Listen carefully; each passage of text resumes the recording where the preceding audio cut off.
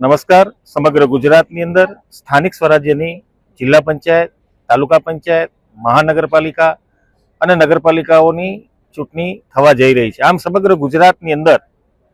10,000 જેટલાથી પણ વધારે ઉપરાંતના ઉમેદવારો ભારતીય જનતા પાર્ટી ચૂંટણીની અંદર ઉતારી રહી છે. તો આજે મન કી બાત ટિફિન બેઠક કે સાથના માધ્યમથી આવનારા સમયની અંદર પાર્ટીનો સ્થાપના દિવસ એટલે કે 6 એપ્રિલે પાર્ટીનો સ્થાપના દિવસ છે અને તે પૂર્વે 5 એપ્રિલના દિવસે સમગ્ર બૂથોની અંદર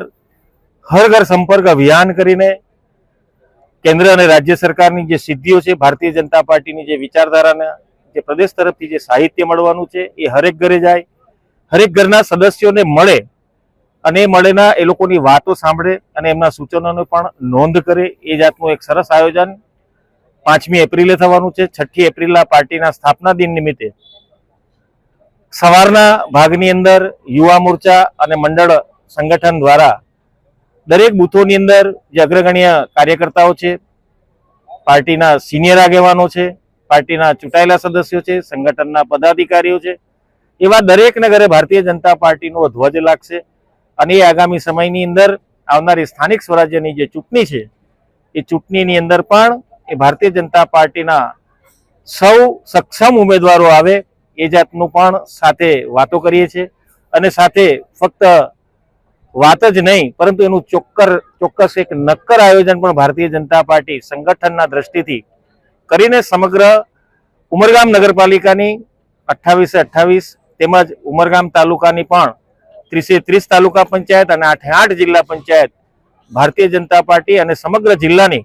36માંથી 36 જિલ્લા પંચાયત અને સમગ્ર તમામ તાલુકા પંચાયતો, વાપી મહાનગરપાલિકા હોય, ઉમરગામ નગરપાલિકા હોય, આમ તમામ ક્ષેત્રે 100% સિદ્ધિ હાંસલ કરવાના લક્ષ્ય સાથે ભારતીય જનતા પાર્ટી આગળ વધી રહી છે. મારું બૂથ કેવી રીતે મજબૂત બને એ જાતનું પણ દરેક કાર્યકર્તાઓને પ્રશિક્ષિત કરવામાં આવી રહ્યા છે અને બૂથની અંદર જે કોઈક અનેક લોકોને મળીને બૂથને હજુ કેવી રીતે સારું બનાવી શકાય એ જાતના સૂચનો, એ જાતના કાર્યો દ્વારા પણ સમગ્ર બૂથો પણ જીતવાના લક્ષ્ય સાથે ભારતીય જનતા પાર્ટી આમ આગળ વધી રહી છે. આમ દેશના યશસ્વી વડાપ્રધાન માન્ય શ્રી નરેન્દ્રભાઈ મોદીની જે વિકસિત ભારતની કલ્પના છે એ કલ્પનાને સાકાર કરવા અને આપણા ગુજરાતના માનનીય મુખ્યમંત્રી શ્રી ભૂપેન્દ્રભાઈ પટેલ અને સંગઠનના આપણા ગુજરાતના યશસ્વી અધ્યક્ષ જગદીશભાઈ વિશ્વકર્માએ